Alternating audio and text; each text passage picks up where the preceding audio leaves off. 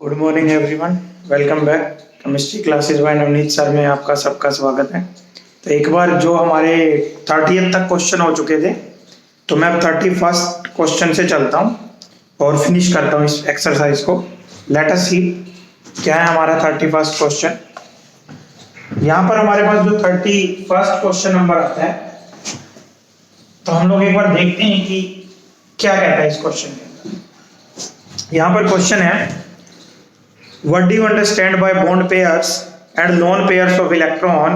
Illustrate by giving one example of each type। तो यहाँ पे इसने बॉन्ड पेयर और लोन पेयर के बारे में बात की है और हमसे एग्जांपल मांगा है। तो मैं आपको दो तीन मॉलिक्यूल शो करता हूँ जिसमें हमारे पास बॉन्ड पेयर ऑफ इलेक्ट्रॉन्स भी हैं और लोन पेयर भी है। तो हमारा जो सबसे पहला एग्जांपल होगा वाटर। तो अगर मैं वाटर के केस में बात करूँ तो आप सबको पता है कि यहाँ पर जो शेप होती है वो बेंट शेप होती है। तो अगर वाटर के केस में बेंट शेप है तो हमारे पास ये जो दो इलेक्ट्रॉन है ये बॉन्ड पेयर के अंदर आते हैं। ये जो दो इलेक्ट्रॉन है ऑक्सीजन और हाइड्रोजन के बीच प्रेजेंट, तो ये एक बॉन्ड पेयर बनाता है, ये दूसरा बॉन्ड पेयर है। तो मैं इसको बॉन्ड पेयर लिख सकता हूँ और इसको भी मैं बॉन्ड पेयर लिख सकता हूँ। जबकि दो जो हमारे पास पेयर बचते हैं ऑक्सीजन के ऊपर वो लोन पेयर के अंदर आते हैं। तो दो हमारे पास यहाँ पर लोन पेयर ऑफ इलेक्ट्रॉन्स है जिसको हम एलपी बोल सकते हैं, लोन पेयर। तो अगर मान लीजिए अब इसकी अगर बात की जाए, डिटेलिंग में जाए, तो आपको ये लुईस स्ट्रक्चर से पता लगेगा कि अगर मैं लुईस स्ट्रक्चर बनाऊं वाटर के केस का, तो हमारे पास कैसे बनाते थे हम लोग लुईस स्ट्रक्चर, आपका ध्यान है। तो हाइड्रोजन जो हमारा होता है उसका एटॉमिक नंबर 1 है, तो हाइड्रोजन के पास एक वैलेंस इलेक्ट्रॉन है। तो टोटल वैलेंस इलेक्ट्रॉन कितने हुए हाइड्रोजन के पास? 2।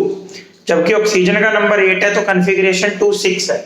तो इसके पास वैलेंस इलेक्ट्रॉन कितने होंगे? 6 होंगे। तो total number of valence electron होगा हमारे पास 8।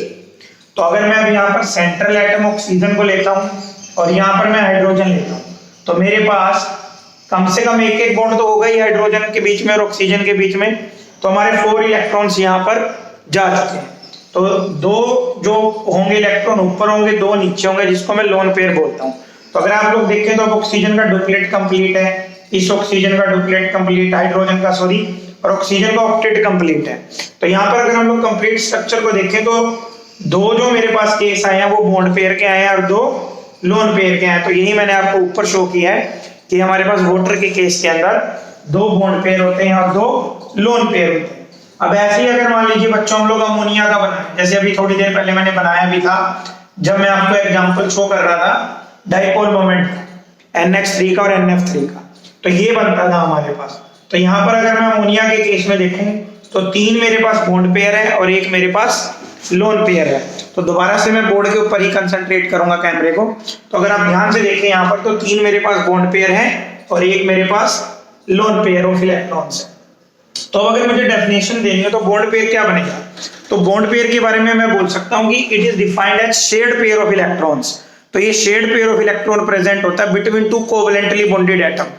किन्हीं भी दो कोवलेंट बॉन्डेड एटम्स के बीच में जो शेयर्ड पेयर ऑफ इलेक्ट्रॉन होगा, that shared pair of electron is known as bond pair. और जो लोन पेयर ऑफ इलेक्ट्रॉन होता है ये शेयरिंग में नहीं होता, ये उस एलिमेंट की पर्सनल प्रॉपर्टी होती है। तो जो ही हमारे पास unshared pair of electrons present over an atom in a molecule, तो वो अनशेयर्ड पेयर ऑफ इलेक्ट्रॉन्स को हम लोग लोन पेयर बोलते हैं। तो आई थिंक अब आप लोग कर लोगे इसको। तो ये था हमारा क्वेश्चन नंबर 31। आप और एग्जांपल भी बना सकते हो अगर आपने अलग से बनाने, जैसे हाइड्रोजन है तो हाइड्रोजन के केस में सिर्फ हमारे पास बॉन्ड पेयर होगा। अगर आप ऑक्सीजन का मॉलिक्यूल बना दें तो यहाँ पे हमारे पास फिर से 2 बॉन्ड पेयर होंगे और 2 लोन पेयर होंगे पर ऑक्सीजन एटम। तो आई थिंक आपको क्वेश्चन नंबर 31 जो था वो समझ आ चुका है। अब आते हैं क्वेश्चन नंबर 32 के ऊपर। Question number 32 is what is difference between a sigma and pi bond. एक सिग्मा और पाई बॉन्ड में क्या डिफरेंस होता है? तो मैं आपको बताता हूं कि सिग्मा और पाई बॉन्ड में क्या डिफरेंस होता है। जो सिग्मा बॉन्ड होता है वो हमेशा हेड टू हेड ओवरलैप से बनता है। आप सबको पता है कि जो सिग्मा बॉन्ड होगा हमारे पास वो कैसे बनेगा, शॉर्ट में लिख रहा हूं, हेड टू हेड ओवरलैप से। जबकि जो पाई बॉन्ड होता है वो कौन से ओवरलैप से बनता है? साइडवेज ओवरलैप से। जैसे पिछले जो लेक्चर था मैंने उसमें आपको C2H4 के अंदर शो किया था, C2H2 के अंदर शो किया था। जो सिग्मा बॉन्ड होगा वो कौन कौन से ओवरलैप से बनेगा? SS ओवरलैप से बनेगा, SPZ ओवरलैप से बनेगा आपके पास, और थर्ड वन PZ ओवरलैप से बनेगा। जबकि जो पाई बॉन्ड था हमने वहां क्लियर देखा था कि ये PX ओवरलैप से बना था। इसके अलावा पी वाई ओवरलैप से बनता है। जो सिग्मा बॉन्ड होता है कि इसके अंदर मेनली क्या होता है बच्चों की, एक मैक्सिमम पार्ट शेयर होता है, हमारे जो एटम्स होंगे उनके बीच में जो शेयरिंग पार्ट होगा वो मैक्सिमम होगा। तो यहाँ पे जो ओवरलैपिंग होती है वो लार्ज होती है। तो ओवरलैपिंग अगर लार्ज होगी, यहाँ पर क्या होगी, ओवरलैपिंग जो होगी, ओवरलैपिंग जो होगी ऑर्बिटल्स के बीच में वो स्मॉल होगी, ज्यादा नहीं होगी। ये थर्ड पॉइंट ऑफ डिफरेंस हो सकता है। अगर ओवरलैपिंग लार्ज है तो ये कैसा बॉन्ड होगा, स्ट्रॉन्ग बॉन्ड होगा, और ये कैसा बॉन्ड होगा, हमारे पास एक वीक बॉन्ड के अंदर आता है जो पाई बॉन्ड होता है। नेक्स्ट पॉइंट अगर मैं देखूं, जो सिग्मा बॉन्ड होता है, सपोज दैट ये सिंगल बॉन्ड है, ये सिग्मा होगा, तो इसके लोग आपके एटम्स की जो रोटेशन होती है ना, फ्री रोटेशन होती है, ये एटम्स को आप फ्री रोटेट कर सकते हो। तो यहां पर हमारे पास क्या होगा, फ्री रोटेशन होगी। पर लेकिन पाई के अंदर क्या होगा, अगर मैं आपको दिखाऊं तो कि अगर मान लीजिए मेरे पास सिग्मा बॉन्ड है और एक इसके ऊपर पाई बॉन्ड आ गया, इस तरह से, ये इस तरह से बन गया, तो ये जो मेरे दोनों हाथ ही दो एटम का काम कर रहे हैं, बंध चुके हैं। मैं इसको फ्री रोटेट नहीं कर सकता, फ्री रोटेट करूंगा तो बॉन्ड ब्रेक होगा। तो यानी कि यहाँ पर जो फ्री रोटेशन है वो नहीं होती, तो मैं लिख सकता हूं नो फ्री रोटेशन। तो सिग्मा के अंदर आपको क्लियर है कि फ्री रोटेशन मिलेगी, और पाई के अंदर जो आपकी रोटेशन होगी वो कभी भी फ्री रोटेशन नहीं होती। एक लास्ट पॉइंट अगर आप बोलना चाहो कि जैसे कि मान लीजिए कि ये मेरे पास सिग्मा थे दो, यू कैन से कि सिग्मा बॉन्ड बन रहा था एसएस ओवरलैप से, तो यहाँ पर जब ये बॉन्डिंग हो जाएगी तो एक ही क्लाउड बनेगा इस तरह से। तो ये मेरे पास दो एटम रहेंगे और इन दोनों एटम का ये एक ही क्लाउड होगा पूरे का पूरा।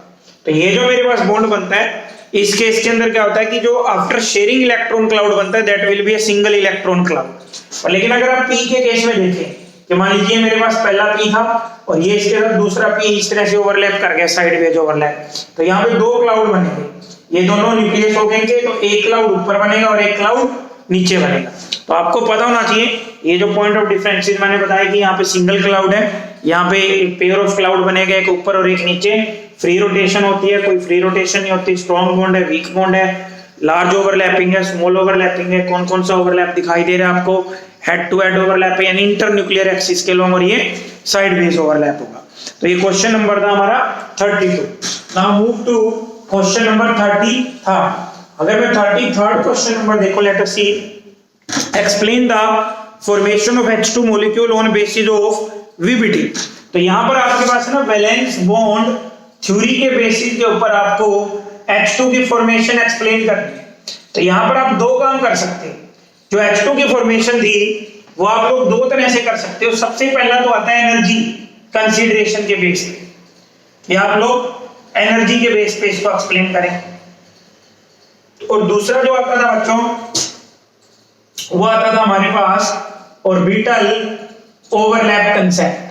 तो आप इसको दोनों बेसिस पे एक्सप्लेन कर सकते हैं। तो मैं आपको पूरा इसका डिटेल बताता हूं कि आप इसको कैसे एक्सप्लेन करिए।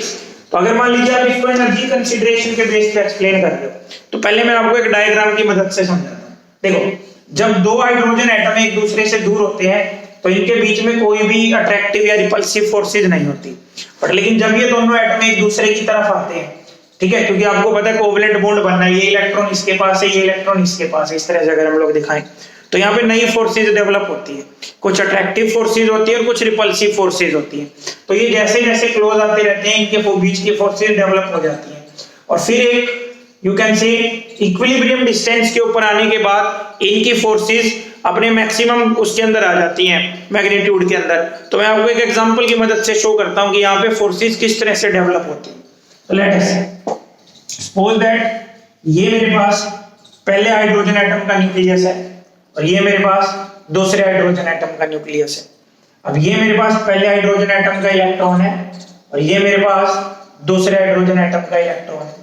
तो अब ये मैंने इसको A नाम दिया और इसको मैंने B नाम दिया। तो अगर अब आप देखें तो जो ये पहले का इलेक्ट्रॉन होगा इसको दूसरे का न्यूक्लियस अट्रैक्ट करेगा, दूसरे के इलेक्ट्रॉन को पहले का न्यूक्लियस अट्रैक्ट करेगा। तो यहाँ पर ये जो मैंने इस तरह से शो किया आपको, ये अट्रैक्टिव फोर्सेज को शो करता है। तो यहाँ पर अगर मैं देखूं तो दो अट्रैक्टिव फोर्सेज आएंगे मेरे पास, टू अट्रैक्टिव फोर्सेज।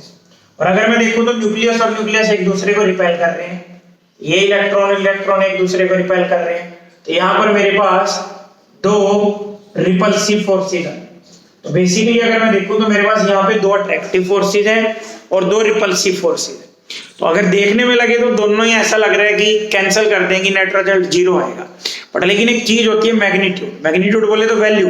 तो यहाँ पे जो अट्रैक्टिव फोर्सेस का मैग्नीट्यूड है वो रिपल्सिव फोर्सेस से ग्रेटर होता है। और आप सबको पता है कि जब भी अट्रैक्शन होती है कहीं भी, वहां एनर्जी रिलीज होती है, और अगर रिपल्शन होती है तो एनर्जी गेन होती है।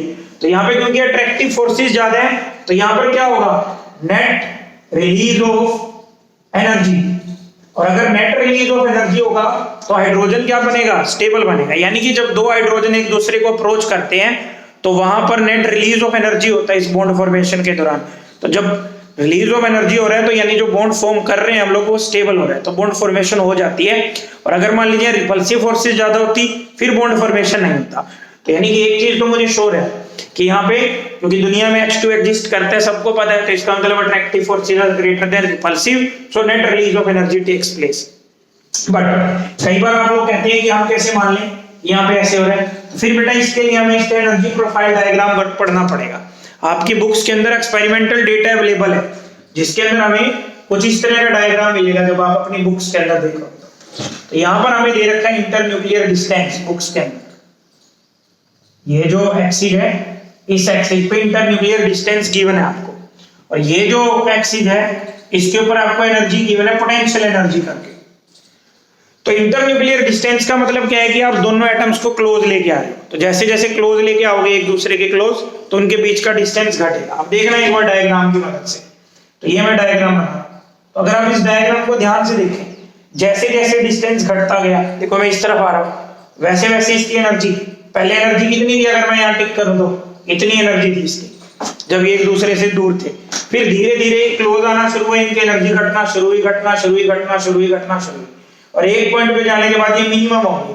तो लेट करो ये जो मेरा पॉइंट है मिनिमम एनर्जी को शो कर रहा है, यानी कि ये वो डिस्टेंस है। अगर मैं इसको नीचे टिक कर दूं तो ये वाला हमारे पास ये सेंटर हो गया, न्यूक्लियस हो गया एक दूसरे का, तो इन दोनों के बीच का जो ये डिस्टेंस है ये वो डिस्टेंस है जहां पर इस H2 मॉलिक्यूल की एनर्जी सबसे कम है।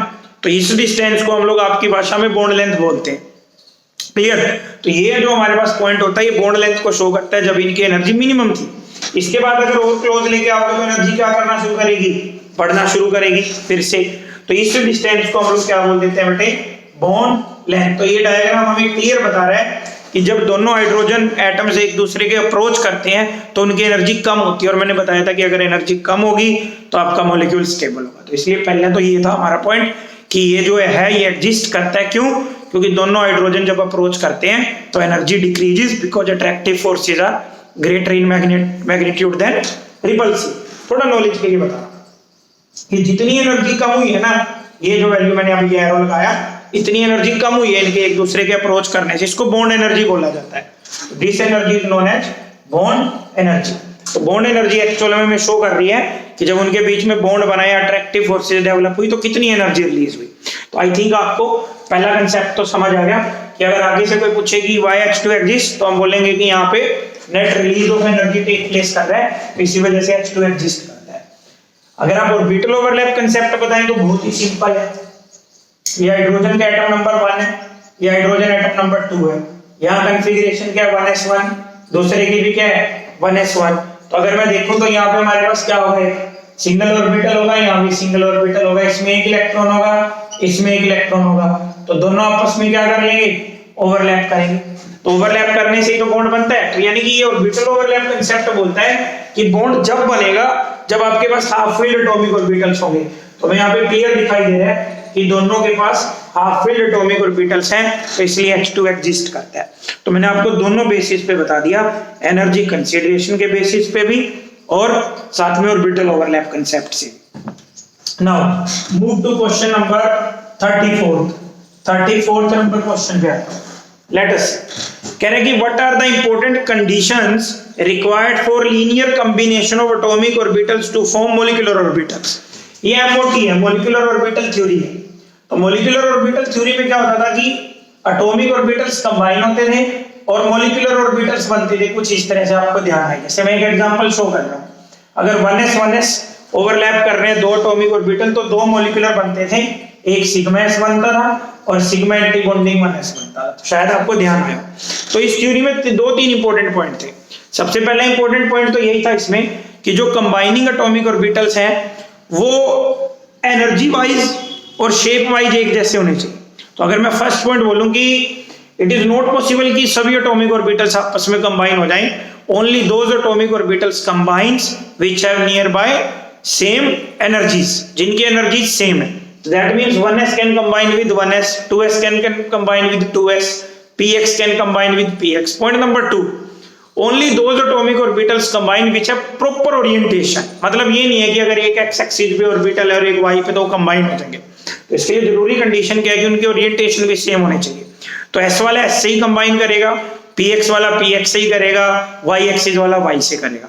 थर्ड पॉइंट, इनके बीच का जो ओवरलैप होना चाहिए मैक्सिमम होना चाहिए, यानी कि ये आपस में एक पार्ट शेयर करें अपना। तो 3 पॉइंट लिखने हैं हमने, या मेन तो 2 ही पॉइंट है इसमें। पहला पॉइंट तो यही है कि जो कंबाइनिंग एटॉमिक ऑर्बिटल्स हैं उनकी एनर्जी सेम होनी चाहिए। दूसरा पॉइंट ये है कि जो कंबाइनिंग एटॉमिक ऑर्बिटल्स हैं उनकी आप बोले तो शेप से एक जैसी होनी चाहिए, मतलब they belong to same axis, otherwise वो ओवरलैप नहीं करेंगे। तो ये क्वेश्चन नंबर था आपका 34th। Now move to question number 35th। Use molecular orbital theory to show that कि Be2 molecule does not exist. अब इन्होंने कहा कि मॉलिक्यूलर ऑर्बिटल की मदद से बताओ कि BO2 एग्जिस्ट नहीं करता। तो आप सबसे पहले क्या करें ऐसे केस में, यहां टोटल इलेक्ट्रॉन्स लिखें। तो बेरिलियम का एटॉमिक नंबर है 4, तो बेरिलियम का मैं 4 2 जा करूं तो 8 इलेक्ट्रॉन्स हो गए मेरे पास। और अगर मैं अब इसकी कॉन्फ़िगरेशन लिखूं मॉलिक्यूलर ऑर्बिटल थ्योरी के अकॉर्डिंग तो क्या आएगी, sigma 1s2, next sigma anti bonding 1s2, sigma 2s2, sigma anti bonding 2s2। तो ये आ गया हमारे पास। तो अब अगर मैं आपको बोलूं यहां पर बॉन्ड ऑर्डर निकालिए, बॉन्ड ऑर्डर, तो बॉन्ड ऑर्डर क्या आएगा, half bonding minus anti bonding. तो अगर हम लोग चेक करें तो क्या है, बॉन्डिंग के कितने आ रहे हैं 4, एंटी के कितने आ रहे हैं 4, तो नेट रिजल्ट क्या है 0। तो यानी यहाँ पर बॉन्ड ऑर्डर क्या है 0। तो दैट मींस बेरिलियम और बेरिलियम के बीच बॉन्ड एग्जिस्ट नहीं करता। तो जब एग्जिस्ट ही नहीं करेगा तो फिर वो मॉलिक्यूल कैसे बनेगा। तो हमने बड़ा क्लियर बताया कि मॉलिक्यूलर के अकॉर्डिंग ये पॉसिबल नहीं। Now move to question number 36। अगर मैं क्वेश्चन नंबर 36 की तरफ आता हूं और देखता हूं क्या कहते हैं। इसका कहना है कि compare the relative stabilities of following species and indicate their magnetic properties. तो पहले मैं एक बार स्पीशीज लिख लेता हूं मेरे पास कौन कौन है। तो मेरे पास यहाँ पे स्पीशीज है, डाई ऑक्सीजन है, पॉजिटिव आयन है ऑक्सीजन का, सुपर ऑक्साइड है, और मैं देखूं तो मेरे पास पर ऑक्साइड है। इनकी स्टेबिलिटी हमें कंपेयर करना। तो इसमें मैं आपको बड़ा सिंपल बताता हूं इसको करने का तरीका। सबसे पहले तो पहला ब्लॉक बन गया हमारा स्पीशीज, फिर अब टोटल इलेक्ट्रॉन्स लिख लेंगे कि टोटल इलेक्ट्रॉन्स कितने हैं। तो अगर मैं ऑक्सीजन का एटॉमिक नंबर की बात करूं तो 8 है, तो 8 2 जा कितना हो गया 16, प्लस मीन से कम हो गया तो कितना रहेगा 15, 16 प्लस 1 17, 16 प्लस 2 18 हो गया हमारे पास। तो इस तरह से हमारे पास ये टोटल इलेक्ट्रॉन्स हो गए। अब आप लोग क्या करिए, यहाँ पे बॉन्ड ऑर्डर निकाल लीजिए। बॉन्ड ऑर्डर का मैंने आपको अभी फॉर्मूला बताया था, half into bonding minus anti bonding electrons. तो लेट अस सी। अब ऑक्सीजन जो होता है बेटा वो एक एक्सेप्शनल केस में आता है। जो लास्ट के 3 मेंबर है ना, पहले 10 एटम्स में से पहले 10 कौन, हाइड्रोजन हीलियम ये वाले। तो लास्ट के 10 में कौन आता है, ऑक्सीजन फ्लोरीन और नियोन। तो ये एक्सेप्शनल केसेस कैसे, यहाँ कॉन्फ़िगरेशन क्या बनती है, सिग्मा 1s2, फिर क्या बनती है सिग्मा एंटी बॉन्डिंग 1s2, फिर क्या बनती है सिग्मा 2s2, फिर क्या बनती है sigma anti bonding 2s2। Clear सबको। इसके बाद जनरली हमारे पास क्या होता था, पहले वालों में पाई आता था, लेकिन इसमें कौन आता है नीचे, सिग्मा 2pz। तो सिग्मा 2pz के बाद इसमें कौन आते हैं, पाई 2px इक्वल पाई 2py। फिर हमारे पास कौन आता है, पाई एंटी बॉन्डिंग 2px और equal to pi anti bonding 2py। तो मुझे लगता है कि हमारा काम यहां तक चल जाएगा। तो अब अगर मैं यहां देखूं मेरे पास कितने इलेक्ट्रॉन है, 16 2 4 6 8 10 11 12 13 14। ये मैंने 13 14 किया। अब 15th नंबर इधर आएगा, 16 इधर आएगा। तो एक बार दोबारा चेक कर लो, 2 4 6 8 10 12 14 15 16। अब इसमें ये नहीं कर सकते कि इसमें 2 कर दें इसमें 1 कर दें, क्योंकि सिमेट्री आनी है तो पहले एक एक ही आएगा। तो अब अगर मैं यहाँ आपसे पूछूं कि कितने बॉन्डिंग के हुए कितने एंटी के हुए, 2 4 6 8 10, तो मेरे पास 10 तो बॉन्डिंग के हुए। क्लियर सबको, अगर ध्यान से देख पा रहे हो।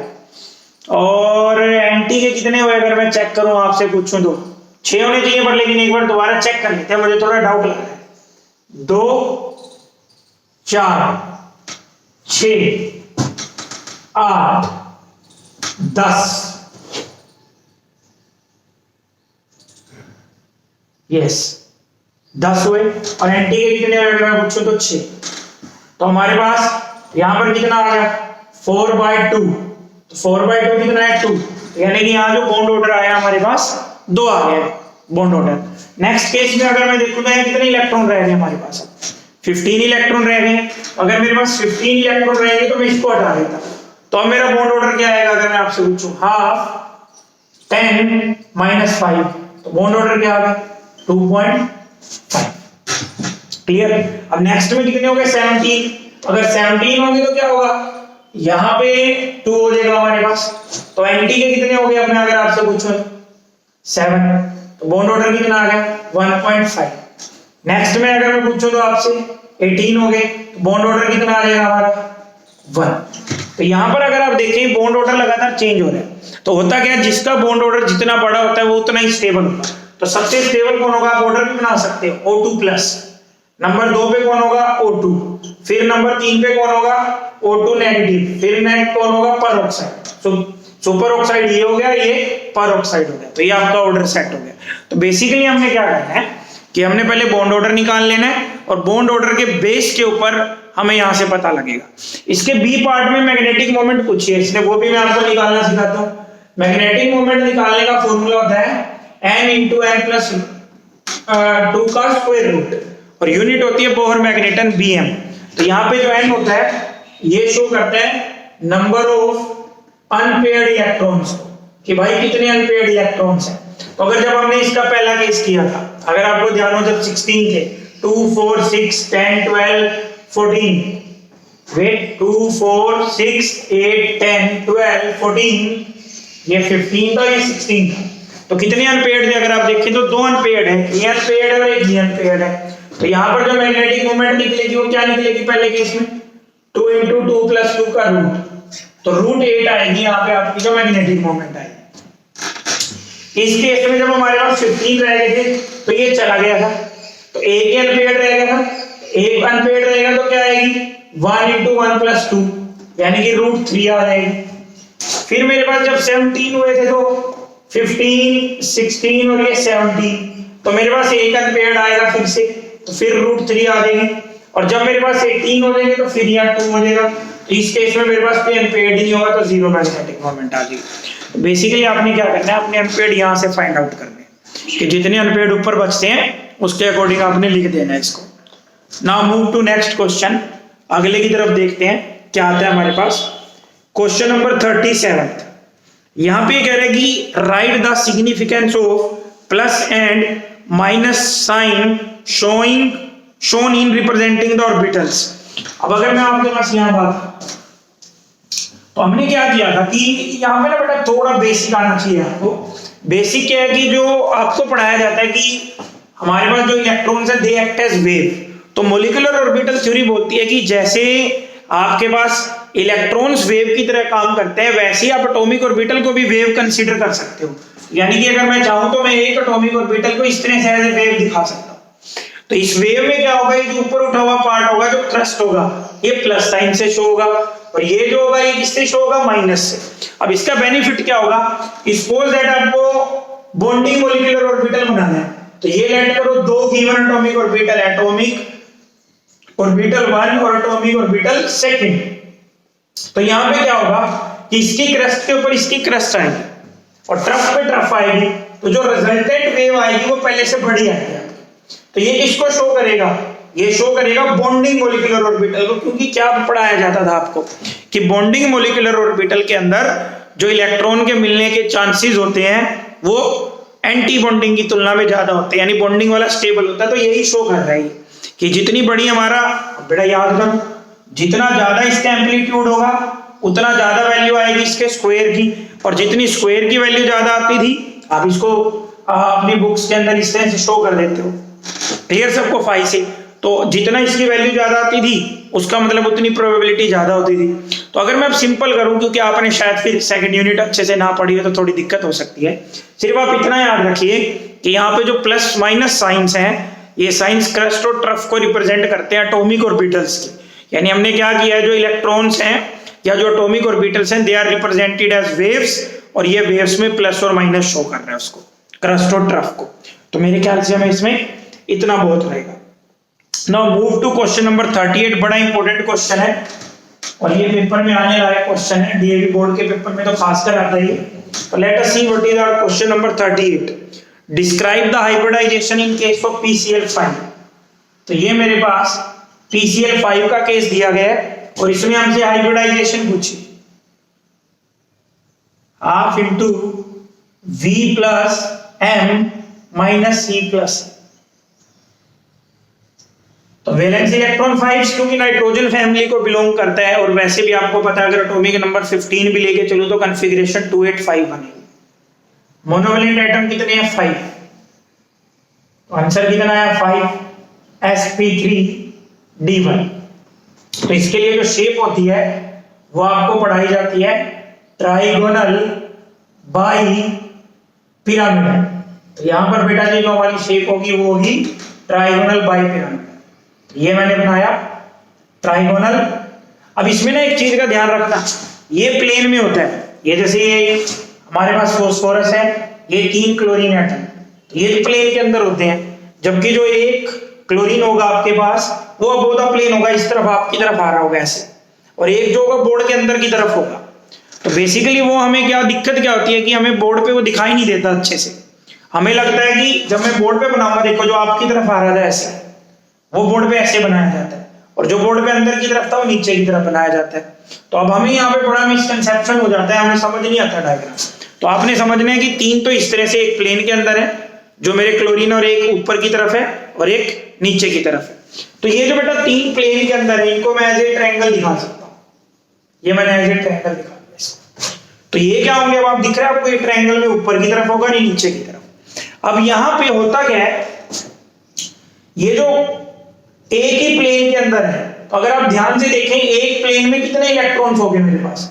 6 इलेक्ट्रॉन्स हो गए, क्योंकि 3 बॉन्ड पेयर है। तो 3 बॉन्ड पेयर जो है मेरे पास वो प्रेजेंट है सिंगल प्लेन में, सिंगल प्लेन के अंदर।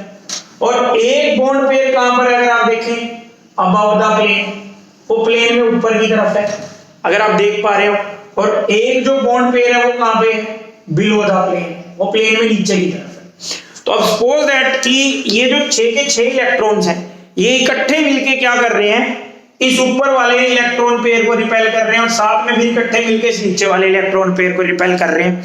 तो सपोज दैट 6 बंदे मिलके किन्हीं 2 बंदों को धक्का दें, तो अगर वो उसको धक्का देंगे तो मैक्सिमम दूरी पे जाएंगे 2 बंदे, क्योंकि पावर लगाने वाले 6 हैं और पावर जिन पे लग रही है वो सिर्फ 2 ही है। तो इस वजह से ये जो 2 इलेक्ट्रॉन होते हैं ये मैक्सिमम डिस्टेंस पे चले जाते हैं सेंटर से, और जब मैक्सिमम डिस्टेंस पे चले जाएंगे तो ये जो बॉन्ड लेंथ होती है, जिसको हम लोग कौन सी बॉन्ड लेंथ बोलते हैं? एक्सियल बॉन्ड लेंथ, तो ये सबसे लंबी होगी। तो हमारे पास यहाँ क्वेश्चन आता है कि इक्वेटोरियल और एक्सियल बॉन्ड लेंथ में why axial bond length is longer. तो मैंने आपको रीजन बताया, इसके पीछे रीजन क्या है कि जो 6 हमारे पास एक ही प्लेन में है, इक्वेटोरियल प्लेन में, वो मिलके रिपल्शंस लगाते हैं एक्सियल वाले इलेक्ट्रॉन्स पेयर के ऊपर। तो that's why they are present at maximum distance. तो ये आपको क्लियर होना चाहिए कि वो मैक्सिमम डिस्टेंस पर क्यों। Okay, now move to next, अगले की तरफ चलते हैं, पार्ट की तरफ। तो इसको मैं रन कर रहा हूं। Question number 39, define hydrogen bond, is it weaker or stronger than van der Waals force? देखिए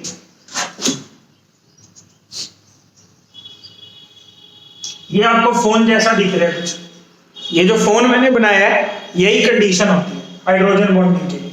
तो हाइड्रोजन बॉन्डिंग के लिए कंडीशन क्या होती है कि जब हाई इलेक्ट्रोनेगेटिव एलिमेंट जैसे कि फ्लोरीन, ऑक्सीजन और नाइट्रोजन, आपको पता है फ्लोरीन की इलेक्ट्रॉन एक्टिविटी 4 है, ऑक्सीजन की 3.5 है, नाइट्रोजन की 3 है, और वो जब एक लेस इलेक्ट्रोनेगेटिव एलिमेंट जैसे कि हाइड्रोजन के साथ बॉन्डेड होते हैं तो फिर उनके केस में क्या होता है, इलेक्ट्रोनेगेटिविटी डिफरेंस आ जाता है। जैसे मैं यहाँ एग्जांपल दिखाऊंगा आपको HF के केस में। तो यहाँ पे अगर आप देखें फोन में से एक एलिमेंट डायरेक्ट बॉन्डेड किससे, हाइड्रोजन से, तो ये हाइड्रोजन बॉन्डिंग का केस होगा। तो यहाँ पे फ्लोरीन की इलेक्ट्रोनेगेटिविटी ज्यादा होने की वजह से फ्लोरीन वाले पार्ट पे स्लाइट नेगेटिव चार्ज आ जाता है और हाइड्रोजन वाले पार्ट पे स्लाइट पॉजिटिव चार्ज आ जाता है। तो ऐसे ही सेकंड केस में होगा, फ्लोरीन पे कैसा आएगा, स्लाइट नेगेटिव स्लाइट पॉजिटिव। यहाँ पर भी यही होगा, फ्लोरीन पे स्लाइट नेगेटिव, हाइड्रोजन पर स्लाइट पॉजिटिव। तो अब इसका जो नेगेटिव पार्ट होगा दूसरे के कौन से पार्ट को अट्रैक्ट करेगा, पॉजिटिव पार्ट को अट्रैक्ट करेगा और पॉजिटिव आगे नेगेटिव पार्ट को। तो इस तरह से जो फोर्स ऑफ अट्रैक्शन डेवलप होती है, this is known as hydrogen bonding. तो मुझे डेफिनेशन देनी हो तो मैं क्या बोलूंगा, मैं बोलूंगा कि when hydrogen is bonded to या covalently bonded to very high electronegative elements like fluorine, oxygen and nitrogen, then due to electronegativity difference they acquire charges. The more electronegative, that is FON acquire slight negative and hydrogen acquire slight positive. Now positive end of one molecule will attract negative part of other and the force, you can say the electrostatic force so develop is known as hydrogen bond. और hydrogen bonding जो होती है बेटा वो van der Waals से हमेशा strong होती है। Van der Waals is the weakest force, सबसे वीक फोर्सेज में आती है। तो ये आपने ध्यान रखना है यहाँ पर।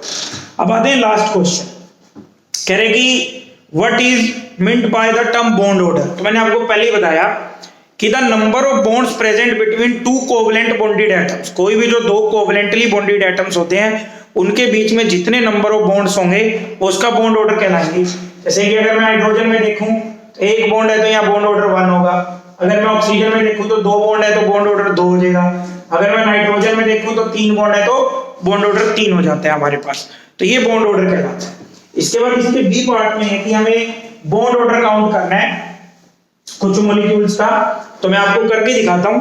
जैसे अभी O2 नेगेटिव और O2 पॉजिटिव तो मेरे ऊपर वाले डायग्राम में आ चुका है, O2 भी आ चुका है जो मैं आपको पीछे करवा रहा था क्वेश्चन नंबर 36 में। एक बचते हैं डाई नाइट्रोजन, वो मैं बता देता हूं आपको। तो डाई नाइट्रोजन में टोटल इलेक्ट्रॉन्स कितने हो जाएंगे, 14। ओके, अब नाइट्रोजन एक नॉर्मल केस है तो यहाँ कॉन्फ़िगरेशन क्या बनेगी, sigma 1s2 sigma 2s2 sorry sigma anti bonding 1s2 sigma 2s2 sigma anti bonding 2s, फिर पाई 2px equal to pi 2py, फिर सिग्मा 2pz। तो यहां तक हमारा काम चल जाएगा। निशान लगाना है ग्रेटर का लगा दो वरना कोई जरूरत नहीं। 2 4 6 8 9 10 11 12 14 ये बन गया हमारा।